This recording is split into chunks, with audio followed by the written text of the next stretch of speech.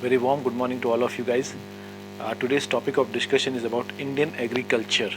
Okay, so without wasting any more time, let's move ahead with a topic that is known as called Indian agriculture. The first we have the introduction part of it. As you can see here, one table have been drawn for you. What it says, let's see. There are three distinct cropping seasons in the northern and interior parts of India, and what are their names? They are Kharif, Rabi, and Zaid. Okay. Now here you can see your cropping season, major crops which are cultivated. Okay, in northern part different crops are cultivated, in southern part different kind of crops are cultivated because there is a difference in the climatic condition too. Now first season that we see, that is Kharif season, that falls from in the month from June to September.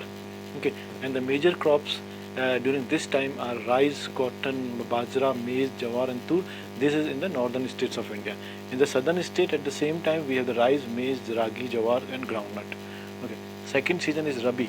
Okay, that is between your October to March. Okay, and the major crop of northern India is wheat, gram, rapeseeds and mustard and barley. In southern part of India you will find rice, maize, ragi, groundnut and jawar. Okay, and the third part, that is your the third cropping season is your Zaid, Z-A-I-D. Okay, which is between April to June. Okay, so here you will find the vegetables, fruit, fodder, rice, vegetables and fodder in the southern part of India. Okay, further it says, point number 1 here, that dryland farming is largely restricted to the regions having annual rainfall less than 75 centimeter. Major crops are ragi, bajra, moong, gram, gur. Okay, that is also known as called fodder crops. Next point says, the regions which have rainfall in excess of soil moisture requirement of plants during the rainy season is known as wetland farming. Okay, major crops of this rice, jute and sugarcane. Okay. Next it says, the cereals occupies about 54% of total cropped area in India. Okay, that is what cereals, that occupy 54%. Okay, now India produces about 11% cereals of the world. Okay, and ranked third in production after China and USA. Next point says that Indian cereals are classified as fine grains, example rice, wheat, etc., and coarse grains like your jawar, bajra, maize, ragi, etc. Okay, let's look at the types of farming in India. So it is on the basis of the main sources of moisture of four crops, the farming can be classified as irrigated and rain-fed. Okay, so if we divide farming, okay, so it can be divided into two parts. Okay, and what are these two parts? I show you very clearly here. Okay, this is the farming, and we are dividing further into the two parts, that is irrigated farming and rain-fed farming. Alright, now further your rain-fed farming will be divided into the two more subdivisions, that is known as called your dry land one and wetland one. Okay, that we are going to read here now. So what this point says, see, on the basis of the main source of the moisture for the crop, the farming can be classified as irrigated and rain-fed. Now on the basis of adequate soil and moisture during cropping season, rain-fed farming is further classified as dryland and wetland farming. So this one is divided into the two parts, that is your dryland one and wetland one. Okay. Okay guys, so this is divided into that. Okay, now let's have a look at the major crops we talk about. So in southern states of West Bengal, the climatic condition facilitated the cultivation of the 2 or 3 crops of rice in agriculture here. Okay, means 2 or 3 different varieties of rice are grown in the West Bengal. Now next point says, in West Bengal farmers grow 3 crops of rice. Okay, and what are the famous names of this rice brand? That is Os, Aman and Boro. Alright, these are the 3 crops of rice. As you can see here in the picture, that these women, they are cultivating agriculture farm, this rice farming is going on here in the picture of this has been taken from the West Bengal. Okay, next point says that India contributed 20% of the world's rice production and ranks second after China. Means China is the highest producer of rice also. About 1/4 of the total cropped area of India is under rice cultivation. Okay, 1/4, okay, 1/4 of total cropped area, 1/4 is covered by rice agriculture only. Now next point says West Bengal, Punjab and Uttar Pradesh are leading rice production state. Okay, so which are the popular one? West Bengal, Punjab and Uttar Pradesh, you need to remember that. Next point says India produces about 12% of total wheat production of the world. Okay, when it comes to the global level, so India is producing 12% of wheat. The next point said about 85% of total area under this crop is concentrated in north and central regions of the country. That is your Indo-Gangetic Plain, Malwa Plateaus, and the Himalayan regions, especially up to 2,700 meter altitude. About 14% of total cropped area of the country is under wheat cultivation. Okay. Next point said Uttar Pradesh, Punjab, Haryana and Madhya Pradesh are the wheat producing states. Okay. So which are the major wheat producing states? Uttar Pradesh, Punjab, Haryana, Rajasthan and Madhya Pradesh. Okay. The coarse cereals together occupied around 16.50% of total cropped area in the country. And Maharashtra alone contributes to more than half of the total jawar production of the country. Okay, let's see the further point what it says. Bajra, okay, it occupies 5.2% of the total cropped area of the country. Maharashtra, Gujarat, Uttar Pradesh, Rajasthan and Haryana are the leading Bajra produce states. Next is maize. Maize is a good is a food as well as fodder. Okay, crop grown under the semi-arid climatic condition. Okay, and over inferior soils. Your maize occupies about 3.6% of the total cropped area of India. Madhya Pradesh, Andhra Pradesh, Telangana, Karnataka, Rajasthan and Uttar Pradesh are the leading maize producers in the country. Okay, next point it says pulses. Pulses are the legume crops which increases the natural fertility of the soil through nitrogen fixation. Okay, they may ask you that which crops help for the natural fertility of the soil through the process called nitrogen fixation. So this is pulses. Okay. With one next point is when now one fifth of the total production of the pulses in the world, India is leading producer.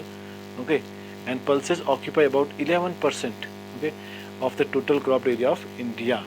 The cultivation of the pulses is country is largely concentrated in the dry lands and Deccan and central plateaus and northwestern parts. Gram and Tuar are the main pulses cultivated in India. Now guys, in this map you can see the major crops areas which are grown in India, like rice. If you will see the rice part, right? So this is the light green part, so you can judge as per the color, like this is all the light green part. So this is where you mostly find the rice area, right? Okay, and if you see at this brown one, that is your wheat area. So this is your wheat area. This is mostly where the wheat is grown in India. Okay, and if you see the jawar, okay, jawar is it is your mostly found in these yellow areas of the country. I show you here this one. Okay, this is where the jawar is your grown, right? This is all your jawar area, right? Can you see this one yellow part? Okay. So like you can have a closer look of this map with the help of this. Pause the video where it is required and you can see that, and maybe you can take the help of other source also. Okay, so as we are talking about the pulses, let's see further. It says the gram covers only 2.8% of the total cropped area of the country. Madhya Pradesh, Uttar Pradesh, Maharashtra, Andhra Pradesh, Telangana and Rajasthan are the main producer of gram. Okay, tur or arhar, tur dal or arhar is also known as red gram or pigeon pea. Okay, this name you need to remember, for these are the substitute name of it. So tur occupies only 2% of the total cropped area of India. Maharashtra alone contributes to about 1/3 of the total production of tur. Now groundnut, reapist, mustard, soybean and sunflower are the main oilseed crops grown in India. Oilseed occupy about 14% of total cropped area in country. Now drylands of Malwa Plateau, Marathwada, Gujarat, Rajasthan, Telangana, Raisalam, regions of Andhra Pradesh and Karnataka Plateau are the major oilseeds growing regions of India. Okay, let's look at the next point. It says India produces around 18.8% of groundnut production in the world. Okay, and groundnut covers 3.6% of the total area of the country, agricultural land area. And Gujarat, Tamil Nadu, Telangana, Andhra Pradesh, okay, and Karnataka, Maharashtra are the leading groundnut producer states in India. Okay, we have the Gujarat, Tamil Nadu, Telangana, Andhra Pradesh, Karnataka and Maharashtra. Rapeseed and mustard comprise several oil seeds such as rai, sarso, turai, and taramira. Okay. Rapeseeds and mustard oil seeds, okay, together occupy 2.5% of total cropped area in the country. Rajasthan alone contributes to about one-third production of oil seeds, while Uttar Pradesh, Haryana, West Bengal, and Madhya Pradesh other leading producers of uh, your oil seeds. Next point says the sunflower cultivation is concentrated in the regions of Karnataka, Andhra Pradesh, Telangana, and adjoining areas of Maharashtra. India grows both the short staple, okay, cotton, as well as the long staple American cotton, all right, called Narma. Okay, this is the name of it. You need to remember that. Okay, so in northwestern parts of the country, India accounts about 8.3% of the world's total production of cotton. India ranked fourth in the world for producing cotton after China and USA and Pakistan.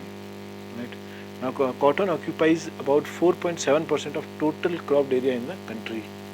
Okay, next point says the major cotton growing areas in India are the parts of Punjab, Haryana, North Rajasthan, Northwest, Rajasthan in Northwest, and Gujarat and Maharashtra in the west, and plateaus of Andhra Pradesh, Karnataka, and Tamil Nadu in the south.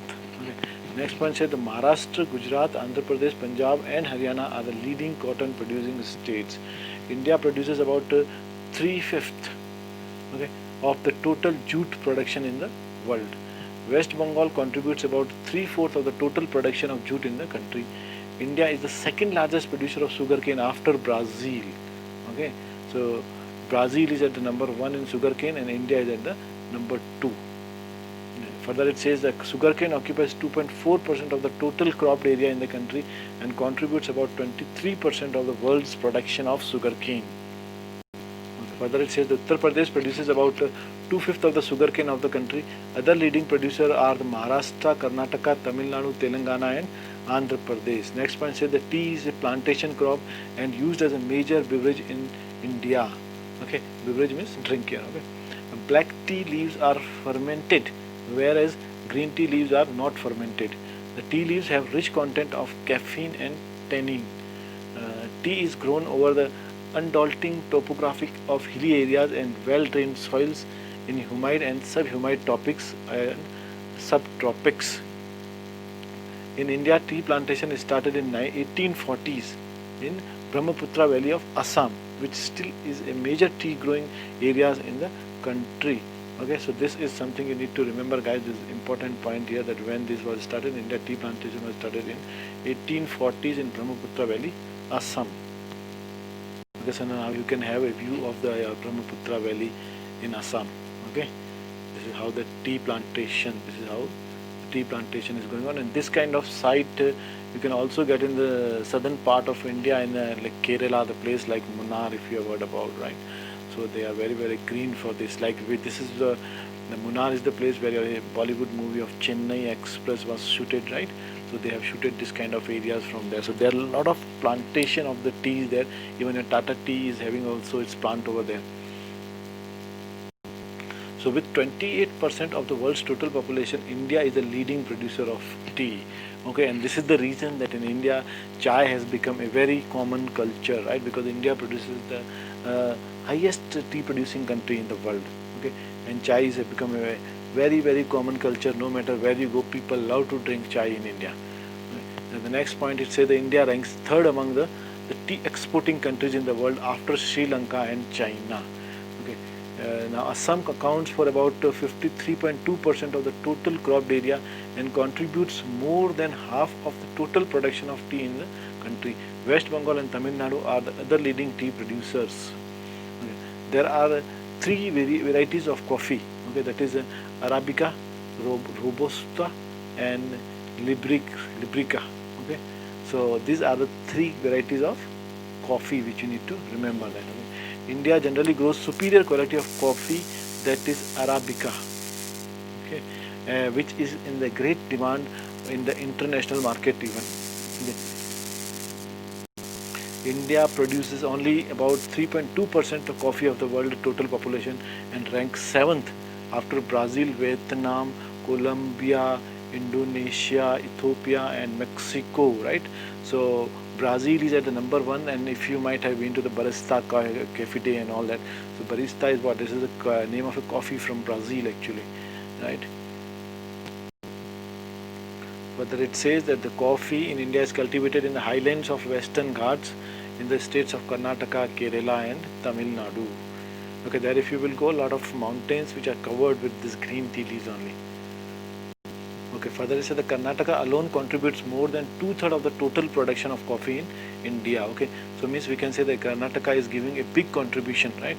The 2/3, okay, 2/3 of total production of the coffee in India. That's a quite a huge number, right? Further it says the new seed varieties of wheat, okay, from Mexico and rice from Philippines, known as high yielding varieties, HYVS. Okay, this is important, guys. Okay, they may ask you what is HYVS stands for, so high yielding varieties. Okay, were introduced during the mid 1960s in India during Green Revolution. Okay, our next topic is all about the agriculture problem, that what kind of problems we face in the field of agriculture. So about 57% of the land is covered by crop cultivation in India. However, in the world, the corresponding share is only 12%. Means a bigger part of India is covered with what? Crop cultivation. On the other hand, the land-human ratio in the country is only 0.31 hectare, which is almost half of that of the world as a whole, that is 0.59 hectare. However, the major problems of the Indian agriculture system are, okay, now what are the major problems? So we see here the first is, it says the dependence on the erratic monsoon. Okay, now what is here erratic means unpredictable. Okay, because we cannot predict, sometimes the rain is high rains and low rains, and this kind of problems farmers they do face. Okay, that is why it has been called an erratic monsoon. The second is the low productivity. Okay, now low productivity could be have the various reasons, right? It could be due to the lack of minerals. It could be due to the farmer is not having sufficient money to put for that crops, right? Not having the proper gadgets, constant of financial resources and indebtedness, as I told you, right? Financial resources and indebtedness. The lack of proper land reforms, small farm size and fragmentations of land holding, right? The small farm size also become a big problem because due to the population, right? The big agricultural land, cultivatable land get divided. Okay? They get divided into the, supposingly one family is having the four brothers and one piece of land is there. Okay, so that will be get divided into the four pieces. Okay, so this way they don't get the good outcome, right, from that. So that is why it has been called small farm size of fragmentation and land holdings. Okay, the last point under this problem is the degradation of cultivable land. Okay, and now degradation means now the people are cutting a lot of people making in the nearby the city areas a lot of concrete jungle is coming up. So whichever the cultivable land is there people they construct the concrete jungle, big building comes up, right? So the land is reducing in that sense. Further, the lack of development of rural infrastructure, the lack of development in the rural infrastructure, withdrawal of subsidies and price support, and impediments in availing of the rural credits may lead to inter-regional and interpersonal disparities in rural areas. The next point it says Intensive Agriculture District Program, that is IADP. That is important. Okay, guys, they may ask you what is the full form of IADP, so you need to remember Intensive Agriculture District Program, and another one is IAAP. Okay, that is Intensive Agriculture Area Program. Okay, one is the district program and another one is your area program. That is the difference. Okay, the D stands for district and your A stands for area. The next point it says the Planning Commission of India initiated agro-climatic planning in 1988 to induce regionally balanced agricultural development in the country. Okay, guys, so now this way we have covered Indian agriculture, right? This is one of the major topic from your exam point of view, all right? So all the major points, whatever we are able to cover it, that we have done, all right? So for time being, I say to you, goodbye and wait till the next video comes. Alright guys, bye bye.